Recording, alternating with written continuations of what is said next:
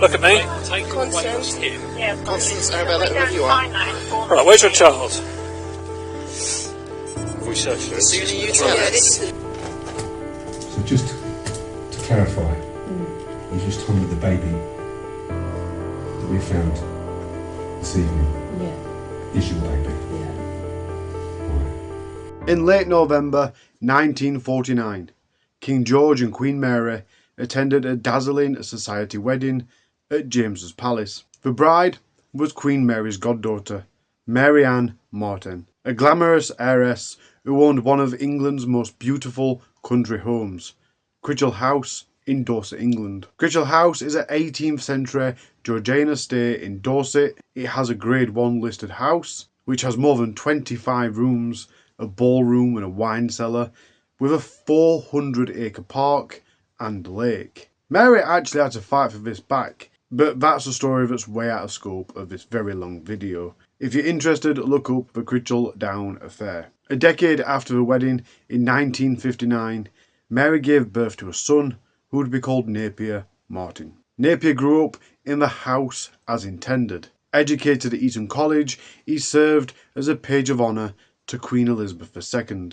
a distinction which is granted to the teenage sons of members of nobility. Then in 1986, at the age of 27, Napier married a socialite named Virginie Camus. She was a Belgian-born psychotherapist, which came from an equally distinguished lineage. Her family also owned property, moved in elite social circles, and had a long-standing connection to the British high society. Still living in Crichel House, Napier and Virginie started a family, having 3 children together. The eldest of these children was their only daughter, and she is very much the focus of this story. Her name is Constance Marten, born on the 16th of May 1987. A year on, in 1988, she would gain a brother, then another one 3 years later in 1991. This made her the eldest sister of 2 brothers, for the time being at least.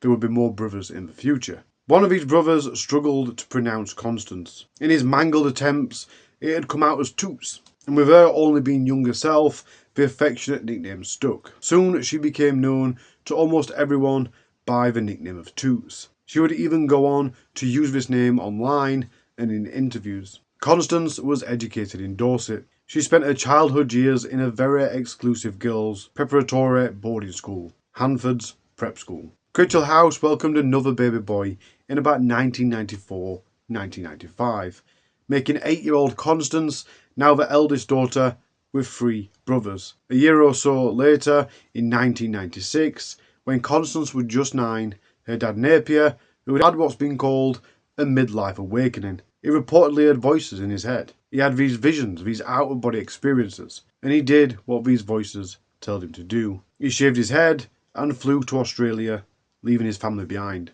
Napier travelled the world, reportedly on a journey of spiritual discovery, pursuing his love for nature. Much of this finding himself phase occurred in Australia. He turned his back on the traditional expectations of his aristocratic background. He worked as a chef and lived a Nordic existence in a converted lorry, a completely different life from the aristocratic one he'd just escaped. It was during this time that he became interested in craniosacral therapy, a form of alternative medicine intended to relieve pain and tension through gentle manipulation of the skull. Even when he did eventually return to the UK, which were no time soon, he didn't immediately jump back into the landed gentry lifestyle. Instead, he continued to practice alternative therapies and lived a life that was in many ways non-mainstream. But of course, he had the family wealth to fall back on. Napier later reflected back to before he left, saying, "Everything in my life,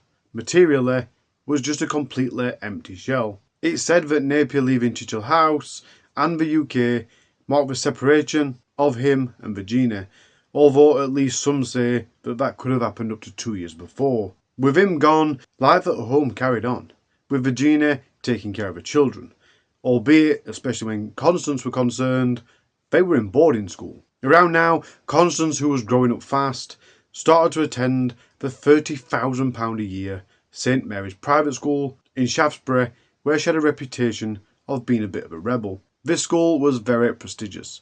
It's the same school Queen Camilla's daughter had previously been a pupil of. Only being a 30-minute drive away from home, it's unclear if Constance visited home at weekends or just at half term, but she definitely did board. Either way, Napier being gone was a big change to this stable aristocratic background, especially to the household. Then in 1998, with Constance being 11-year-old, her mom married Guy Decellier, a wealthy Belgian investment banker, and subsequently she moved the family to London. Constance did live with her mom and stepdad when she weren't at boarding school, and they did have an occasionally stormy relationship, as like most parents do with teenagers. But family and friends insist that these storms, these arguments, were rarely over anything serious. But still, throughout her childhood and school life, the warm and easygoing Constance Marten was popular with her peers. They regarded her as fun-loving,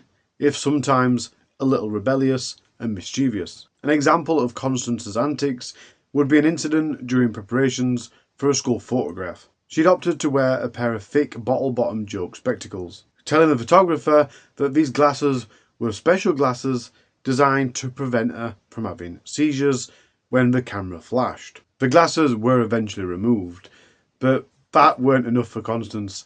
She had to keep it up, so she squinted through the photograph while her friends tried to hold in their giggles. The headmistress, Mrs. McScriggan, was so furious that she'd threatened to send the photographs to be edited, with Constance removed, and send the bill to Constance's mom. This strict Roman Catholic school placed a lot of emphasis on discipline and religion, with pupils required to obey a strict code of conduct and attend mass regularly. But this endless list of school rules served only to fuel Constance's rebellious streak. And as you can already start to imagine, she clashed with the school authorities. She notices that she's surrounded by rules and she has to act and behave in a certain way, when in actual fact she just wants to take life a little bit easier. So already in Constance's early years, there is this picture that's starting to build of a girl that's got a problem with authority. A problem with being constantly told what she must do and how she must live, with such great and high expectations placed upon her. But despite her privileged upbringing, Constance often appeared uncomfortable with these rigid expectations. And as time went on, it only seemed to get worse. Constance wanted independence. She wanted to make her own life choices. And over time, that desire would only lead her further and further away from the world in which she'd grown up in. It was after finishing school in 2006, when Constance was 19 and on a gap year, that her mom took her to a now infamous pilgrimage to Nigeria. This had come after her mom had introduced her to the Holy Trinity, Brompton, one of Britain's most renowned evangelical churches, which had become popular with the high-profile figures such as Jerry Halliwell and Bear Grylls. Together they visited a church called the Synagogue Church of All Nations in Lagos. Exactly what happened while teenage Constance was there is unclear, but we do know that she was hand-picked by its pastor, T.B. Joshua, for a longer stay. Constance's mom then returned to the UK. Her daughter stayed behind to become a disciple there after being hand-picked. And this visit clearly had a profound impact.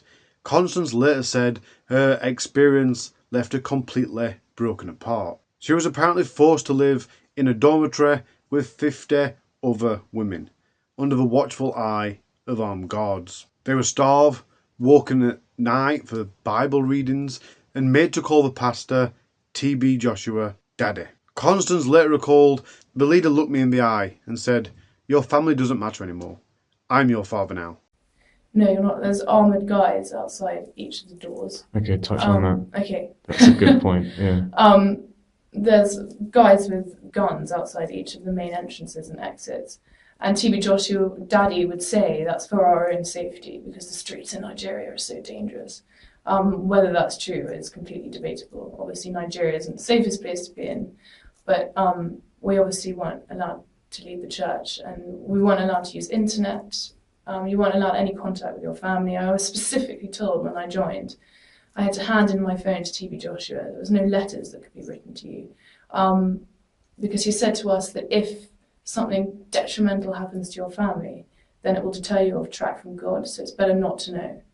And I remember I was meant to go on my gap year with my best friend, and I had no way. We bought our flight tickets, and I didn't tell her that I was stuck in this place because there was no way of speaking to her.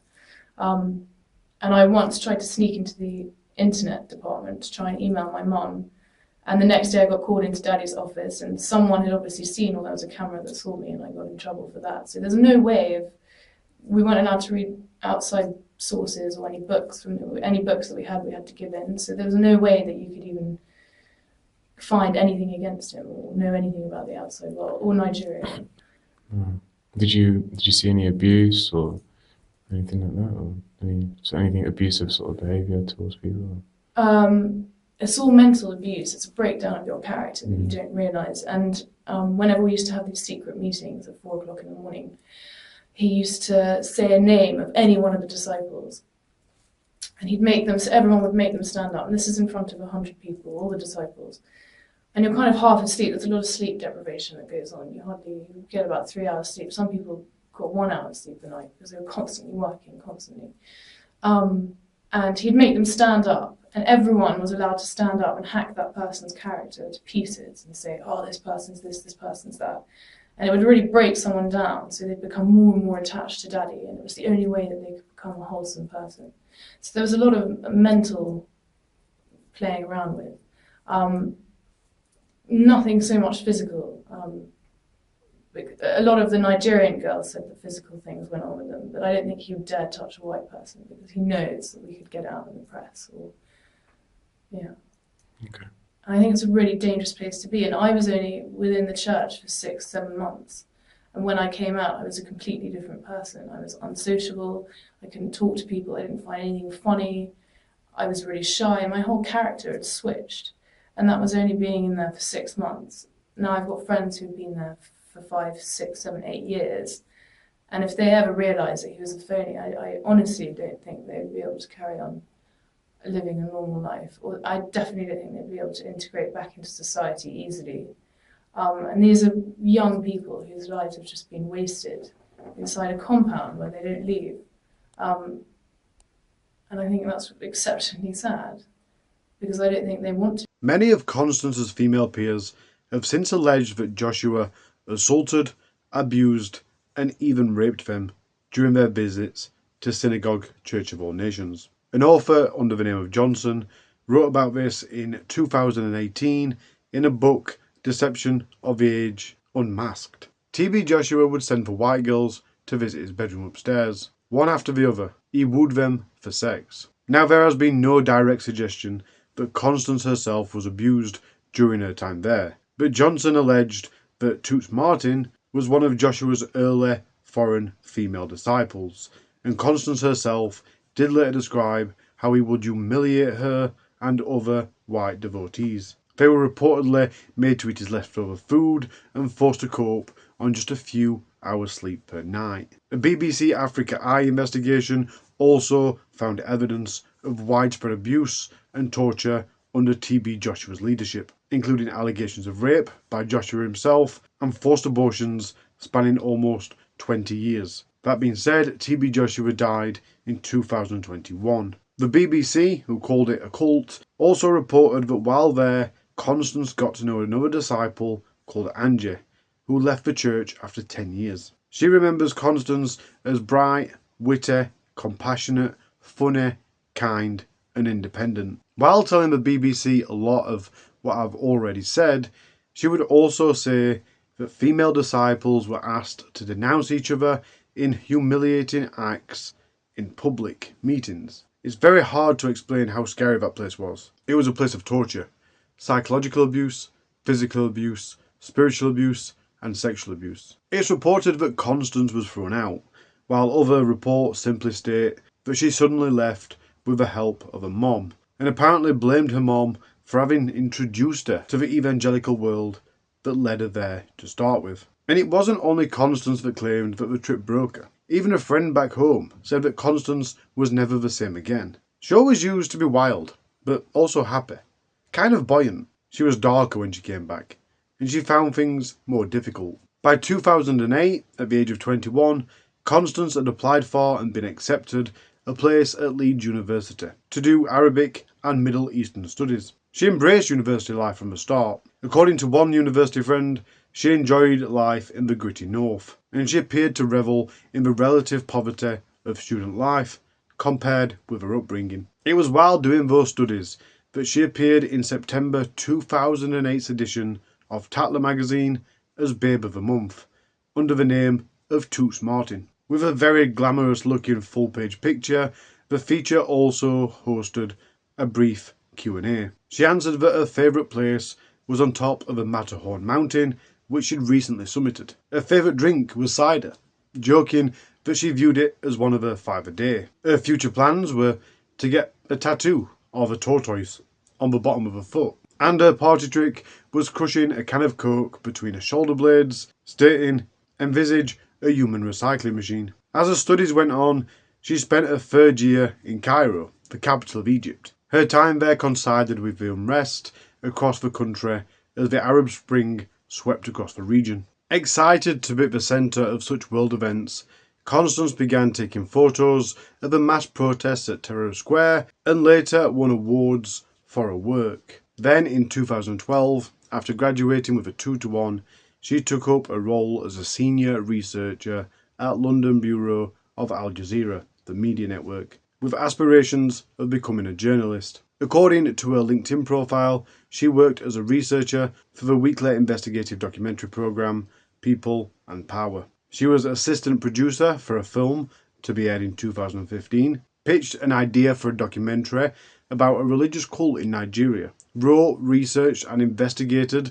the corruption charges and illegal activities of the group, tackled down former members of the sect in the UK, Nigeria, Ghana and South Africa in order to gather solid first-hand information, conducted and collected all prima facie evidence to warrant undercover filming, planned and investigated all undercover filming procedures, sought out people to interview and persons connected to each weekly investigation. She also translated and transcribed interviews in Arabic and English. Now, while she was fluent in classical and modern Arabic, she hoped she would get a chance to cover stories out in the field. But she became increasingly frustrated that her ideas weren't being picked up by more senior colleagues. An associate from around that period said her woeful timekeeping was part of her inability to be taken serious. She would pretty much keep her own hours and come and go as she pleased. She was well liked, but just a bit unreliable,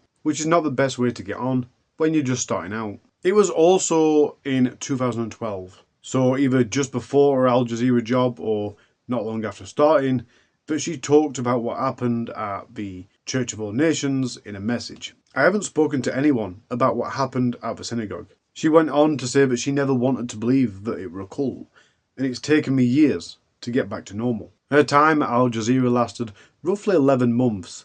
It's also around this time and period that her friend claimed that she was in an unhappy relationship with a boyfriend and that ended badly and left her emotionally vulnerable. In August 2013, Constance took a job as a project manager for Rich Mix, a creative charity in East London, but the role only lasted 2 to 3 months. It was while working here that she won the photography awards, one of which was taken during the unrest in Cairo. It was also about this time in 2013 that Constance's brother, who had been handed over Chichel House after their father had returned, he sold the estate for £32 million to a US hedge fund billionaire. But I am led to believe it was a trust-held estate, which means that money isn't his to keep.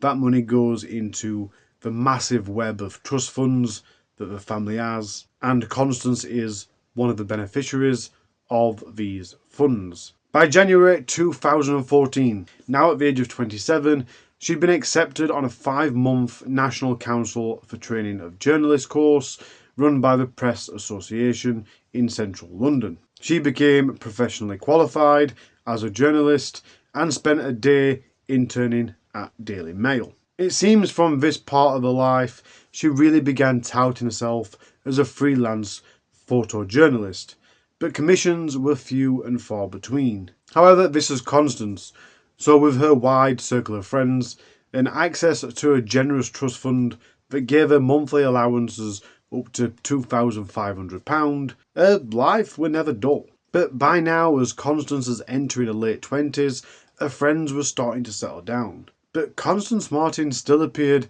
to be searching for something to give her life meaning. She then moved into a house share in the Leytonstone area of East London, and she enrolled on a drama course at the East 15 Acting School in Essex. She would drive there every day. A writer who was also on the course describes her as down-to-earth and friendly. Toots was the total opposite of a stereotypical posh woman. She was very helpful and warm, always saying hello to cleaners and even the handymen. I used to make fun of her a lot. She's fond of breaking wind at spontaneous times. She had absolutely no shame. I used to say, maybe that's why they call you Toots. She's just very unlike any aristocratic person. But Constance fell behind in class, despite fellow students remarking on her natural acting talents. I detected a lot of issues with her. She had a lot of problems with her family, and spoke of how her parents were not being supportive of her ambitions.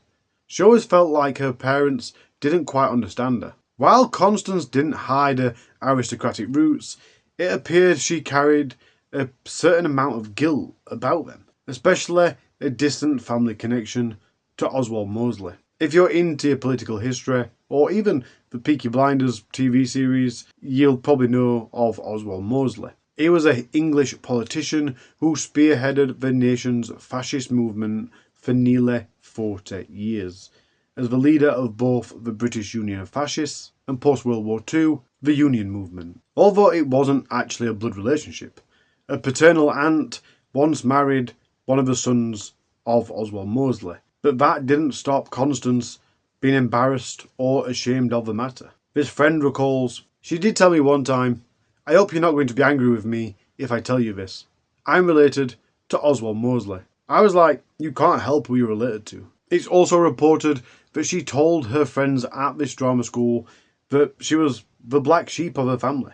She was estranged from her parents, but still good friends with one of her brothers. Constance was due to graduate from East 15 Acting School in July 2016. But around 2 months before the course ended, she dropped out. As well as having fallen behind in her coursework, something, or rather someone, had entered her life. Mark Gordon's mom, Sylvia, came to the UK as one of the Windrush generation. She married Luke Satchel, also from Jamaica, and with him she had 4 children. But the marriage was over by the time she was pregnant with Mark, her 5th child. She gave birth to him in 1974. Born in London to a single mom, Mark Gordon grew up in inner city Birmingham, where his childhood was fractured and full of disruption. Being the youngest of 5 children, he never knew his father. He refused to meet him or support him financially. He had a pretty much traumatic start to his life,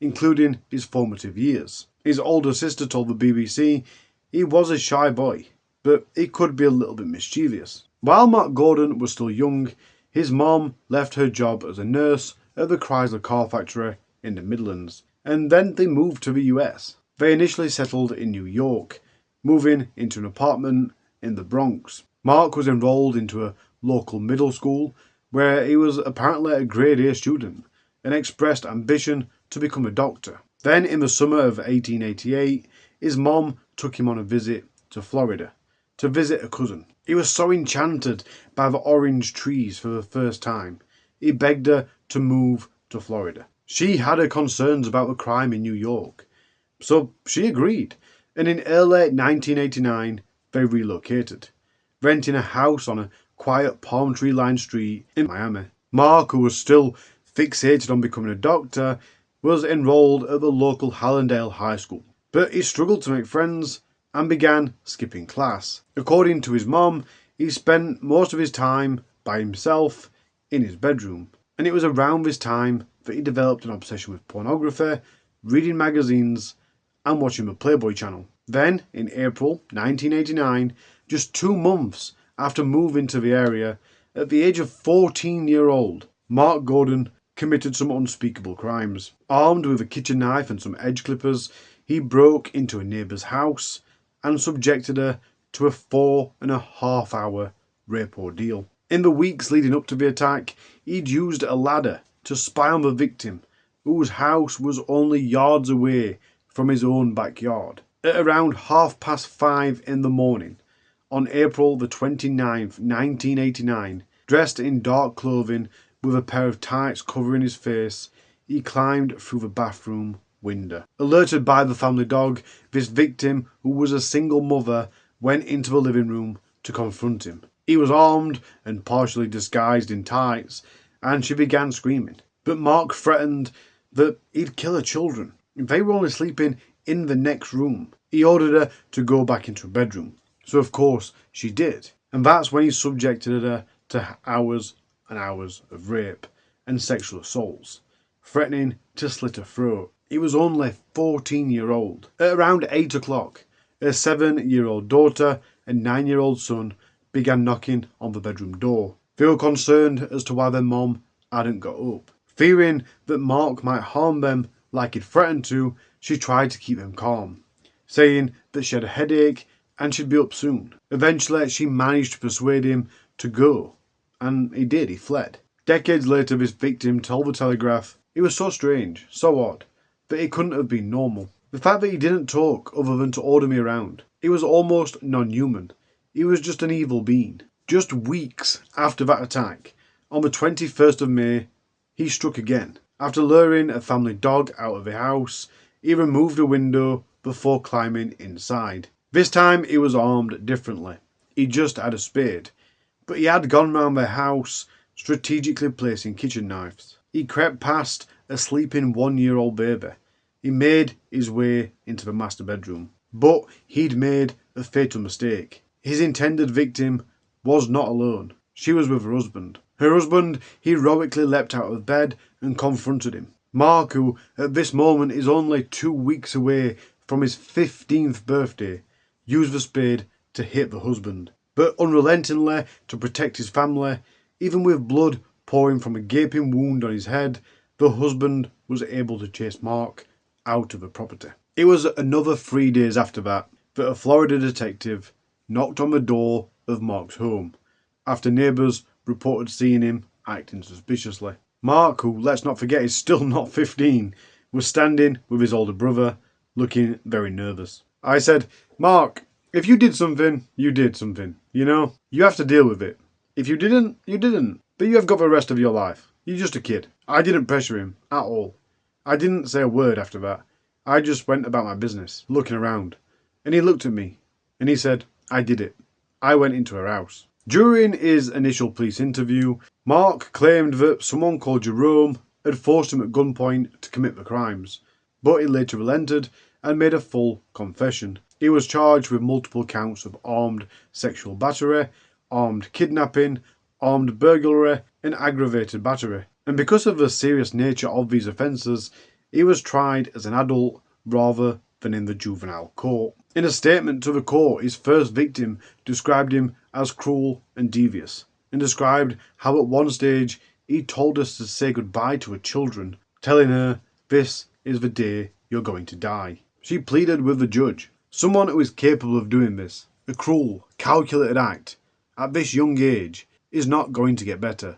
He is only going to do more harm to society. Please protect the innocent by keeping the guilty in prison for his life. Show him no mercy." And so it was. In March 1990, he was found guilty of 4 charges of sexual battery. The prosecutor of the case for the state said, "I was so offended by the brutality that this guy showed. He was a serial psychotic sociopath." During the sentencing, Mark's mom pled with the judge to show him leniency, outlining his difficult upbringing and the lack of a father figure. I just don't know where Mark went wrong. I don't know why things went the way they did. I worked very hard as a nurse, and I've tried to raise these kids to the best of my ability on my own. And to be fair, Mark would later say the idea I was underprivileged was not the case. My mom had 2 or 3 houses. She always provided for us.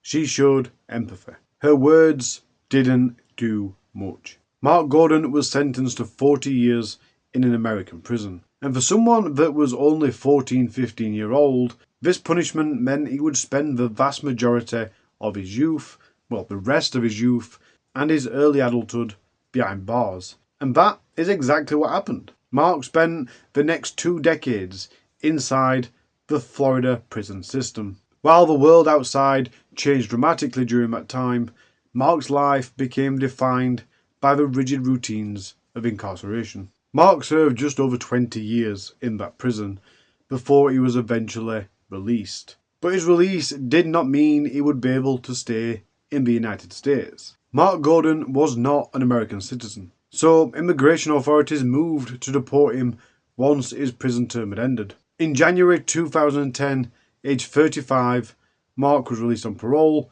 and deported to the UK. Once in the UK, he had to sign the sex offenders register and keep police informed of his movements. Carrying his heavy past, he settled in East London and started working as a labourer in the construction industry. It's not quite clear what Mark Gordon did for the next 6 years, but while Constance was busy rushing around trying to find what she was missing in life, while trying to find her freedom and independence, and soon set to finish acting school, Mark was living in a ramshackle terraced home in Enfield, North London, opposite to an off-licence. It was in 2016 that a chance encounter in London, Tottenham to be precise, a shop selling incense, brought Mark and Constance together. And it was that very moment that Constance's life would change and decline very quickly.